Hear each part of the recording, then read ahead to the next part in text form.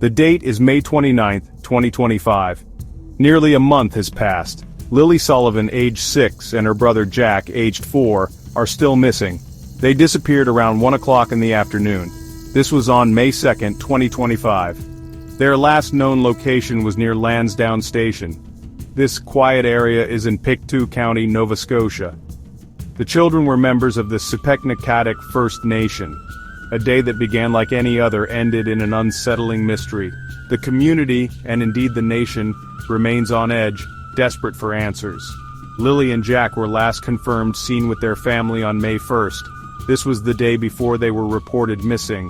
What happened in those intervening hours remains a gaping void in the timeline.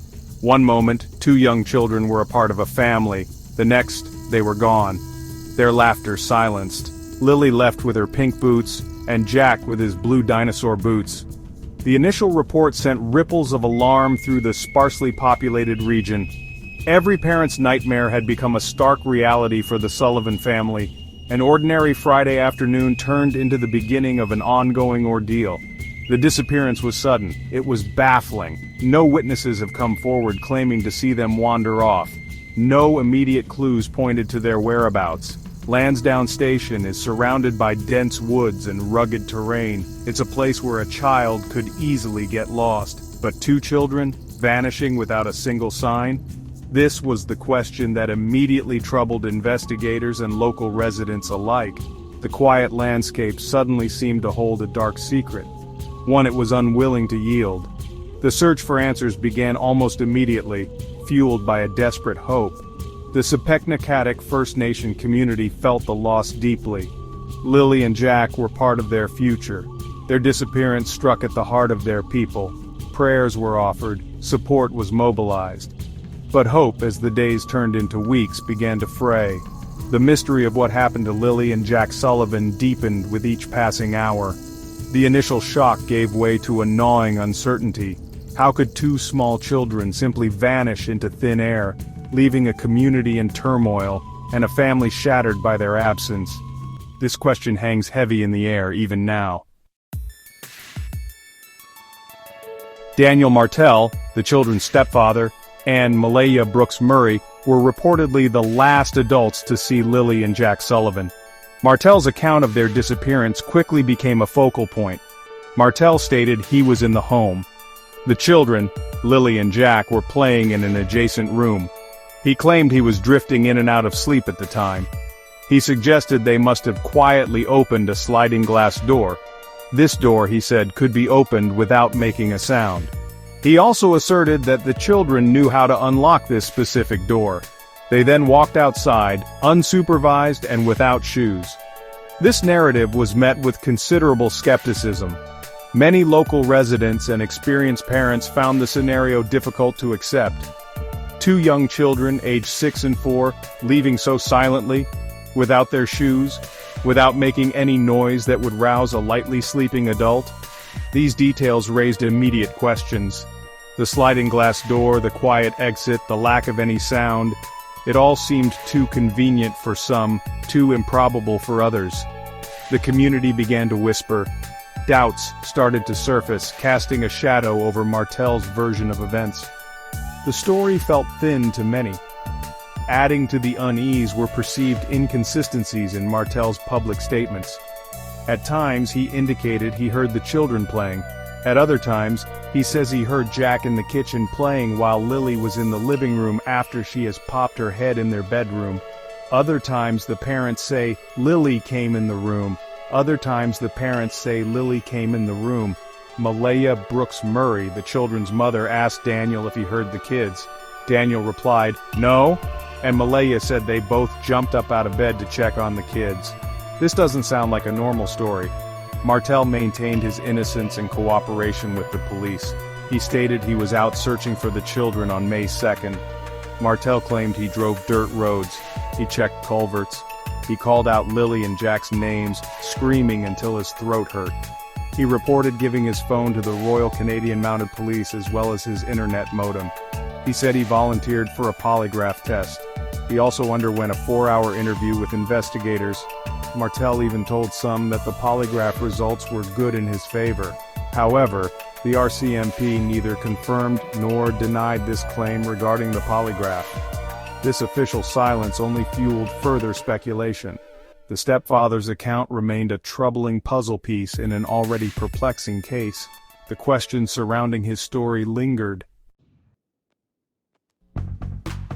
Within hours of the children being reported missing on May 2nd, a full-scale search operation commenced. It was a massive undertaking. Over 160 trained searchers were deployed. Helicopters scanned the landscape from above. Drones with thermal imaging capabilities were utilized. K-9 units, with their keen sense of smell, scoured the ground. Boats patrolled nearby waterways. The search teams meticulously covered an area of 5.5 square kilometers. This terrain around the Lansdowne Station home was heavily wooded. It was rugged and unforgiving, a challenging environment for even experienced outdoorsmen, let alone small children. Despite the intensity and scope of the search, the results were deeply unsettling. Absolutely no physical evidence of the children was found. No discarded socks, no tiny footprints in the soft earth, no signs of disturbance in the undergrowth, nothing. Search and rescue professionals, many with decades of experience, described this complete lack of clues as deeply unusual. Some even said it was nearly unheard of. Typically, lost individuals, especially children, leave some trace, however small. The silent woods offered nothing but an unnerving emptiness, amplifying the mystery surrounding Lilly and Jack. The official RCMP search operations began to scale back 5 days after May 2nd. This decision, while standard procedure when initial efforts yield no results, was met with some consternation. However, the community refused to give up. On May 18th, approximately 115 volunteer searchers organized their own efforts. They focused on specific areas around Gairloch Road. They diligently covered another 1.5 square kilometers. Yet, even this renewed effort, driven by local determination, failed to uncover any new evidence. The woods remained stubbornly silent, guarding their secrets closely. The search efforts were not without their own perils and difficulties. The landscape was still scarred by the remnants of post-tropical storm Fiona, which had hit in September 2022. Fallen trees and tangled branches created significant obstacles for the search teams. Ticks were a constant nuisance. Fresh bear prints were also discovered in the area, adding another layer of concern for the children's safety if they had indeed wandered off. These challenges compounded the frustration and the growing sense of dread. The land itself seemed to resist yielding any answers about Lilly and Jack. Malaya Brooks Murray, the mother of Lilly and Jack, along with stepfather Daniel Martell, reported the children missing. This was the official start of the nightmare. While Martell became a more public figure through his statements, Brooks Murray remained largely out of the spotlight.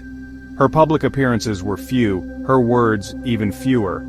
This retreat from public view was interpreted by many as the actions of a mother overwhelmed by unimaginable grief and distress, but by others who wonder, how could a mother leave her home and just be quiet, not advocating for her lost children? The pain of not knowing the fate of her 2 young children must have been, and continues to be, an unbearable burden for her to carry, whether she is involved or not. That remains to be seen. RCMP have not ruled anything out at this point. There were reports that Brooks Murray left a police search briefing early on one occasion. She was visibly overwhelmed and distressed by the information being presented, or perhaps by the lack of information, or anxiety by potentially knowing more. Subsequently, it was said she left the Lansdowne Station area, where Daniel says her family was blaming him. The question is, why would her family blame Daniel if they were together all night and all morning? It makes no sense. She reportedly took her infant child with her, seeking solace or safety reportedly with her mother's home. This move further distanced her from the daily intense focus of the local search and media attention. Her silence spoke volumes about the depth of her suffering. Or could it be she's keeping quiet for other reasons? It remains to be seen.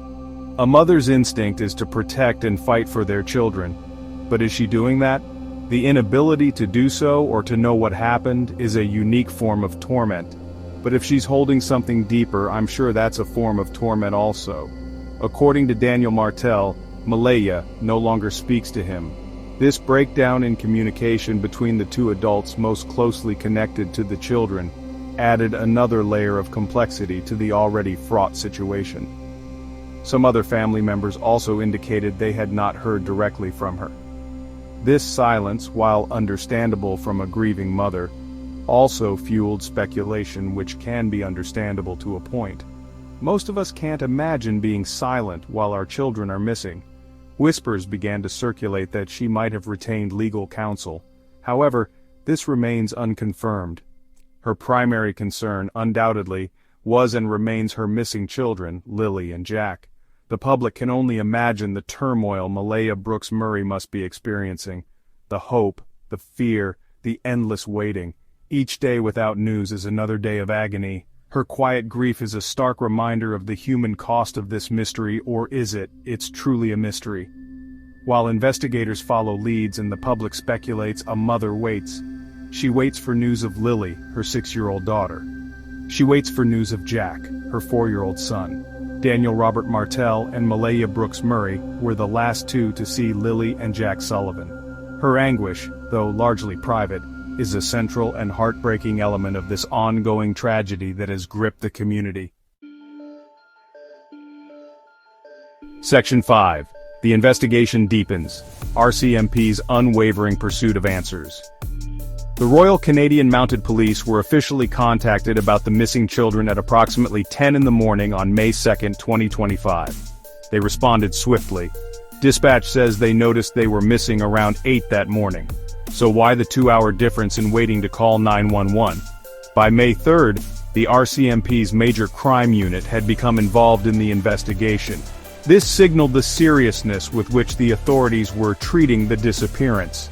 It was clear from the outset that this was not being viewed as a simple case of lost children, especially as the initial searches proved fruitless. The possibility of something more sinister could not be, and was not, discounted by the experienced investigators assigned. A significant development in the investigation was the RCMP's public request for dashcam footage. They specifically asked for video from anyone who had traveled Gairloch Road between April 28 and May 2nd. This time frame was crucial. It suggested that investigators believed something relevant to the children's disappearance might have occurred, or been captured, days before they were officially reported missing. This request broadened the potential timeline of events. It hinted that the authorities were exploring angles beyond the immediate vicinity of the home on the day they vanished. The public response to calls for information was substantial. Over 355 tips were submitted to the RCMP. Investigators conducted more than 50 interviews. Each piece of information, no matter how small or seemingly insignificant, was meticulously examined. Officers also canvassed the area for any private trail camera footage. They worked to identify local vehicles regularly seen on the roads. This was to rule out routine traffic from any potential sightings of unfamiliar vehicles or unusual activity. The investigative net was cast wide, hoping to catch any clue. RCMP Staff Sergeant Curtis McKinnon has publicly emphasized the ongoing nature of the investigation. He has reiterated the commitment of the force to finding Lilly and Jack. Despite the passage of time and the lack of breakthroughs, the official stance remains one of active inquiry. The police are aware of the community's anxieties. They understand the desperate need for answers. Their work continues, often behind the scenes, piecing together fragments of information. They are hoping one fragment will finally illuminate the path to what happened to the two missing Sullivan children. Section 6. Expert Eyes on an Enigma: Professional Doubts and Theories. As the search for Lilly and Jack Sullivan continued without yielding any tangible clues, experts in law enforcement and search and rescue began to weigh in. Retired Detective Jim Hoskins publicly voiced his concerns. He criticized what he perceived as a potentially premature dismissal of abduction as a strong possibility. Hoskins noted that most child disappearances, particularly those involving criminal intent, do not happen without some form of trace being left behind. The utter lack of evidence in the Sullivan case was, in his experienced view, a significant red flag pointing away from a simple misadventure. Other search experts echoed these sentiments. The prevailing professional opinion was that the idea of two small children, aged 6 and 4, vanishing into heavily wooded terrain without leaving a single track, no footprint, no dropped item, no disturbed vegetation, was highly unlikely. Children, especially young ones, are not typically adept at covering their tracks. They get scared, they get tired, they leave signs. The absence of these signs was profoundly troubling to those who specialize in finding the lost. This lack of evidence itself became a focal point for emerging theories.